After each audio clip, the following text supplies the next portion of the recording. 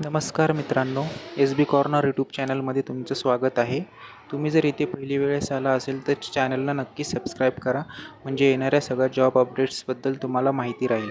Hello friends, काही दिवसापूर्वी मुंबई उच्च न्यायालय यांच्या अंतर्गत शिपाई हमाल पारस या पदासाठीची एक भरती जाहीर करण्यात आली होती.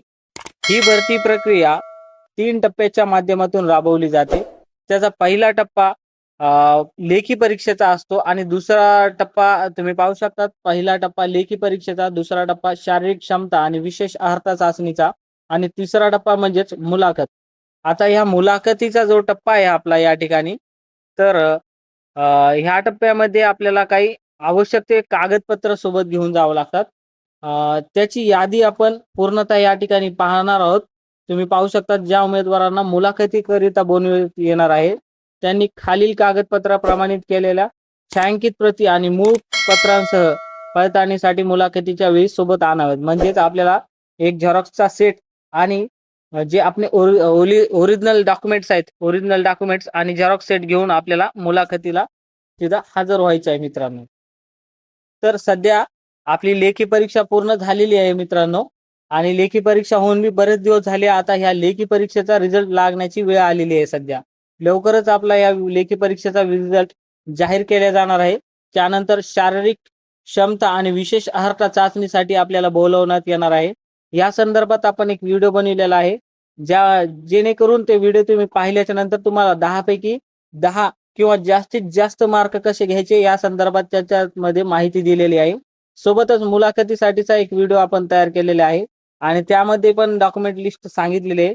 परंतु आज आपण सेपरेट एक डॉक्युमेंटची लिस्ट बनवत आहोत, जेणेकरून ज्यावेळेस रिझल्ट लागतो तर आपल्याला बराच कमी कालावधी असतो. शारीरिक क्षमता आणि विशेष अर्हता चाचणी, त्यानंतर लगेचच आपल्याला मुलाखतीला बोलवल्या जातो आणि ऐन वेळेस आपल्याला माहिती झालं की बाबा हे हे आपल्याला कागद कमी पडत आहेत किंवा हे आवश्यक होते आपल्यासाठी, तर अशा वेळेस कमी वेळ भेटतो. म्हणून आपण पूर्वतयारी करायला पाहिजे. आपल्याला कोणते कोणते डॉक्युमेंट व्हेरिफिकेशनच्या वेळेस आपल्याजवळ असायला पाहिजे त्यासाठीचे. तर बघू शकता तुम्ही यामध्ये सगळ्यात नंबर 1 चा डॉक्युमेंट आज आपण पाहणार आहोत.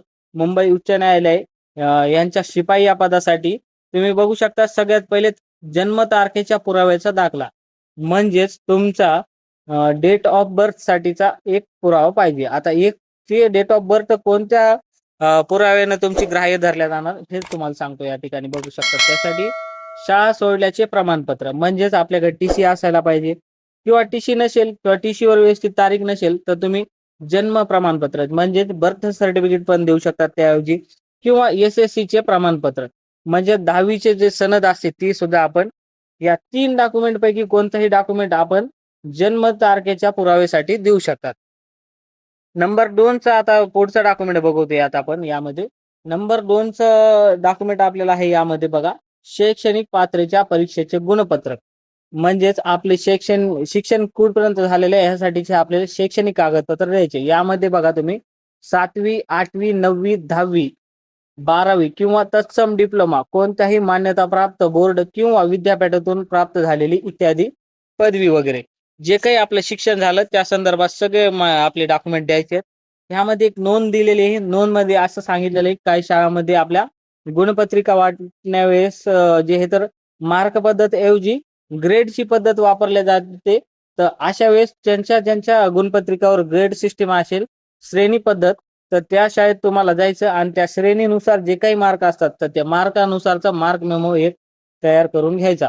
खास करून आपण 7वीचा जरी करून घेतलं ना तर चालतंय, आणि तुम्ही करूनच घेऊ शकत असताना 7वी, 8वी, 9वी, 10वी पर्यंत जर तुमच्याकडे असेल समजा, किंवा तुम्ही मार्क मेमो उपलब्ध करू शकतात, तर ते सगळ्यात चांगली गोष्ट आहे.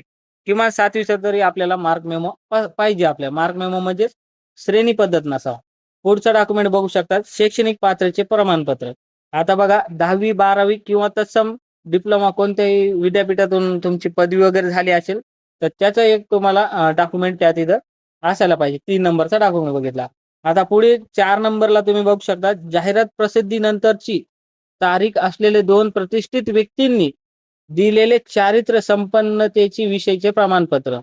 फॉर्म ए या नमुन्यात घ्यायचं, म्हणजेच ह्यामध्ये फॉर्म ए दिलेला आहे खाली, त्या फॉर्म ए मध्ये जे त्याची प्रिंट काढून जाहिरात ज्या दिवशी प्रसिद्ध झाली त्याच्या नंतरच्या तारखेचा आपल्याला कोणत्याही 2 व्यक्तीकडून क्लास 1 अधिकारी असू द्या, कोणत्याही व्यक्तीकडून प्रतिष्ठित जे व्यक्ती असतात त्यांच्याकडून 2 आपल्याला कॅरेक्टर सर्टिफिकेट लिहून घ्यायचे आहेत बघा. लिहून घ्यायचे म्हणजे त्याच्यावर सही शिक्का नाव वगैरे टाकून घ्यायचं आहे त्याच्यामध्ये. आता 4 नंबर झाला. आता 5 नंबर बघूयात आपण. 5 नंबरचा डॉक्युमेंट आपल्याला काय सांगतंय या ठिकाणी.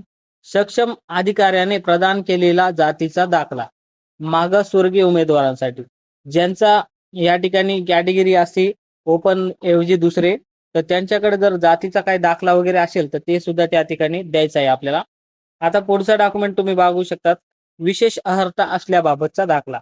म्हणजे स्पेशली काय आपल्या या ठिकाणी काहीतरी कोर्स वगैरे झालेले असतात. एक्स्ट्राचं एज्युकेशनल क्वालिफिकेशन झालेला असतो.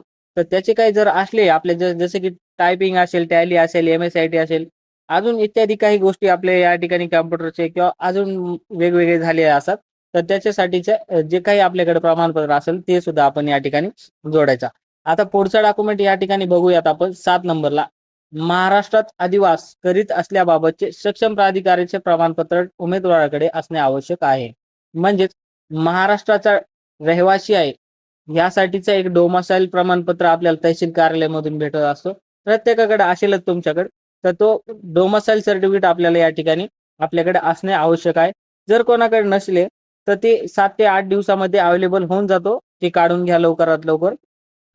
ह्यासाठीच आपण व्हिडिओ लवकर बनवत आहेत.